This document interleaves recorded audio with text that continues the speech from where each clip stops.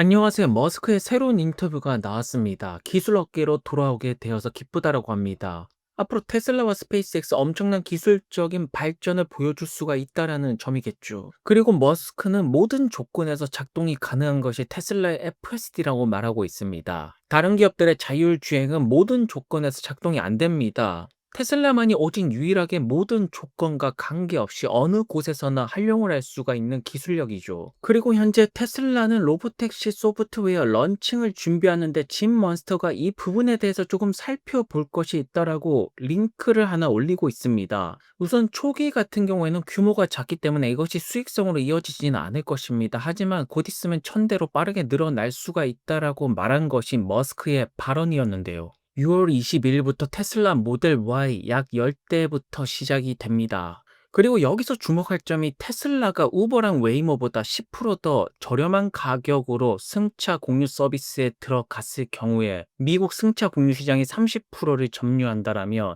영업이익이 약 108달러가 증가를 할 수가 있고 전체 영업이익이 40%가 증가할 것이라고 말합니다. 테슬라 전체 영업이익의 40% 증가라는 것은 엄청난 상승이라고 볼 수가 있는데요. 그리고 미국 승차 공유 시장이 70%를 테슬라가 점령한다라면 영업이익이 약 252억 달러, 전체 영업이익의 94% 그냥 두 배가 증가한다라고 볼 수가 있죠. 참고로 작년 같은 경우에는 우버랑 리프트 성장률이 25%였지만 2025년으로 들어오면서 12% 감소할 것으로 예상한다라고 합니다. 우버랑 리프트가 테슬라의 가격대를 버텨낼 수가 있을까요? 굉장히 어렵다라고 볼 수가 있습니다. 왜냐하면 블룸버그에서는 테슬라의 자율주행 차량이 웨이모 대비 7분의 1 가격이다. 이거 지금 가격적인 부분에서 상대를 할 수가 없습니다. 우버가 무인 자동차 서비스 한다라고 하지만 그거 전부 다 웨이모 기술력이죠. 우버는 자체 기술력이 하나도 없습니다. 그냥 차량 호출 서비스 플랫폼만 가지고 있는 것이죠.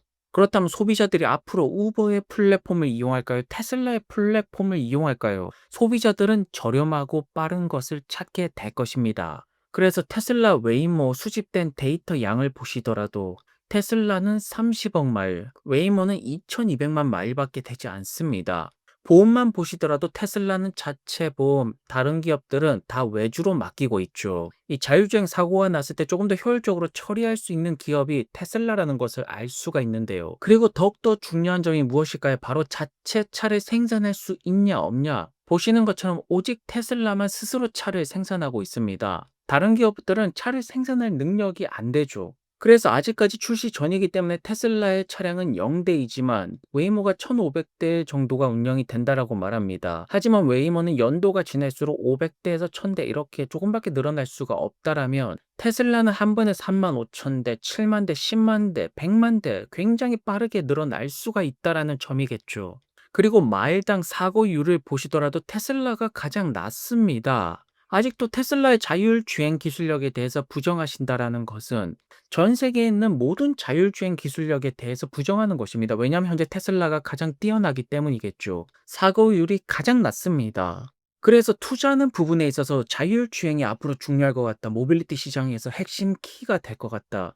이렇게 생각하시는 분들은 다른 기업을 볼 필요가 하나도 없습니다. 오직 테슬라라고 볼 수가 있는데요. 현재 차량 증가 시기를 본다면 최소 4년은 걸릴 거라는 예측이 나오고 있습니다. 웨이모 같은 경우에는 시장 점유율 0.003%, 여기서 1% 가는 데까지도 굉장히 오랜 시간이 걸릴 것으로 보여집니다. 하지만 테슬라의 로보택시가 2025년에 무사고를 달성한다라면 많은 연방 정부와 정부 관련된 의원들 사이에서 탄력을 받을 가능성이 굉장히 높다라는 것입니다. 그리고 테슬라가 차량 공유 시장에서 70% 이상의 점유율을 유지하려면 테슬라 오너 분들 중에서 적어도 130만 대는 참여가 돼야 된다라고 하죠. 그리고 테슬라 소유주가 차량을 구매하는 속도는 경제 상황에 따라 달라질 거라고 합니다. 그래서 테슬라 차량이 자율주행 차량 플릿으로 들어온다라면 하루에 평균 4시간 정도 작동한다라고 계산을 했을 때 승차 1회당 20달러, 시간당 2회 승차, 테슬라의 30% 이용료를 지급하고 FSD는 연간 1200달러죠. 한 달에 100달러니까. 그리고 보험료, 충전료, 유지비 매달 500달러를 지불한다라고 하면 연간 세전 수입 1만 달러를 벌일 수가 있다라고 보는 것입니다. 하지만 하루 평균 작동 시간을 4시간이 아닌 이 시간만 늘린다라면 테슬라를 통한 수입은 더욱더 늘어날 수가 있습니다. 그리고 테슬라의 가장 무서운 점이 무엇이냐면 모델 3 Y를 통한 자율주행 택시는 빙산의 일각에 불과합니다.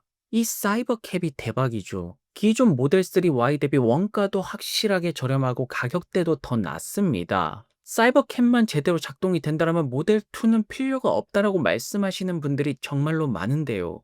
그래서 다른 경쟁 업체들이 모델 3 Y가 적은 대수로 운영이 된다면 어느 정도 비빌 수는 있겠지만 사이버캡이 대량 생산으로 돌아간다라면 비교 불가 단계로 들어서는 것입니다. 그리고 개인 소유주뿐만 아니라 많은 기업들이 테슬라의 자율주행 택시를 구입할 것입니다. 여기서도 많은 수익이 날 수가 있고 정말로 머스크가 말한 것처럼 연간 최소 200만 대에서 400만 대까지 사이버캡이 공급이 된다라면 모든 자동차 기업들과 모든 자율주행 기업들은 무너지게 될 것입니다. 테슬라에 의해서요.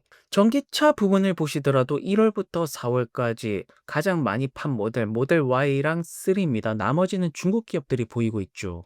하지만 여기서 소이어가 중요한 부분을 찍고 있습니다. 모델 Y 대비 중국의 기업들은 판매 가격이 굉장히 낮습니다. 저들이 파는 차량의 수익성은 굉장히 낮고 테슬라는 큰 수익성을 가져간다라는 점입니다. 지난주 6월 9일부터 6월 15일까지 테슬라의 중국 등록 대수는 15,500대. 최근에 중국 테슬라의 배송센터에서 많은 사람들이 목격되고 있는데 그 모든 사진들이 진실이었다라는 것입니다. 특히나 모델 Y가 굉장히 많이 팔리는 곳이 베이징 1234대, 상하이가 1917대. 확실하게 잘 사는 일선 도시에서 모델 Y가 잘 팔리고 있죠. 중국의 돈이 많은 사람들은 비아디를 안 삽니다. 테슬라를 사고 있죠. 이러한 점들 때문에 많은 분들은 저가형 모델 Y가 나왔을 때 중국 기업들이 버텨낼 수가 있을까? 중국 전기차 기업들은 고전을 면치 못하게 될 것입니다.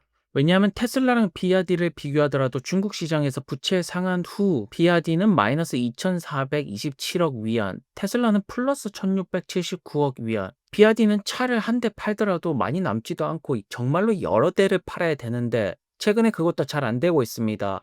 하지만 모델 Y는 현재 테슬라의 캐시카우이고 다른 그 어떠한 기업들보다도 높은 수익률과 마진을 가져가고 있죠. 전기차 시장의 승자는 누가 될까요? 테슬라가 될 것입니다. 자율주행 시장의 승자는 누가 될까요? 테슬라가 될 것입니다. 그리고 머스크는 다시 한 번 더 현재 테크 업계로 본업에 집중을 하고 있습니다.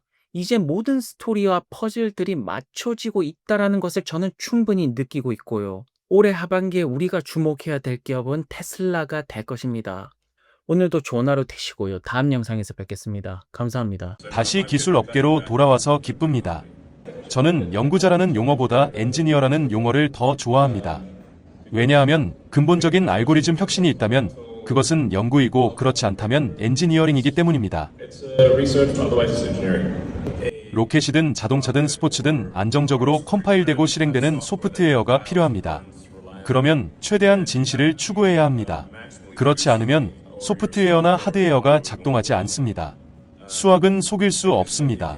수학과 물리학이 엄격한 심사위원인 것처럼요. 그래서 저는 최대한 진실을 추구하는 환경에 익숙해졌고 그건 전혀 문제가 되지 않습니다. 하지만 저는 테슬라의 기술과 카메라 사용 방식을 살펴보면 확장이 훨씬 쉽다고 생각합니다.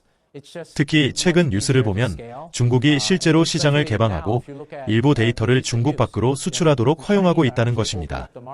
이는 장기적으로 확장하는 데 있어 테슬라에게 큰 승리입니다. That's a huge win for Tesla and scaling over the long term.